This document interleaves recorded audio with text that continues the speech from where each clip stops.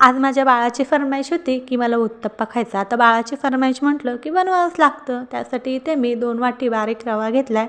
त्यामध्ये 1 वाटी दही, थोडंसं पाणी, चवीनुसार मीठ टाकून मिक्स करून झाकण ठेवून एक 10-15 मिनटे रवा भिजायला ठेवला आहे. तिकडे रवा भिजतोय तोवर मी इथे 1 कांदा, 1 टोमॅटो, 2 हिरवी मिरची बारीक जितकं शक्य होईल तितकं बारीक कट करून घेतलं आहे. हे कट झाल्यानंतर लगेचच 15 मिनटे झाल्यावर रव्यामध्ये टाकून घेतलं आहे आणि थोडासा खायचा सोडा टाकून मिक्स करून घेतलं.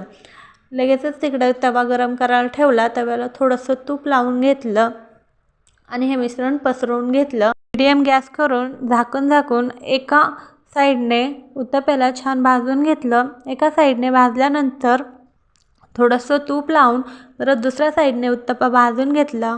माझ्या बाळाला तर हा उत्तप्पा खूप आवडला. तुम्हाला कसा वाटला नक्की कमेंट करून सांगा. तुम्ही कोणत्या पद्धतीने उत्तप्पा बनवता हे पण नक्की कमेंट करून सांगा. धन्यवाद.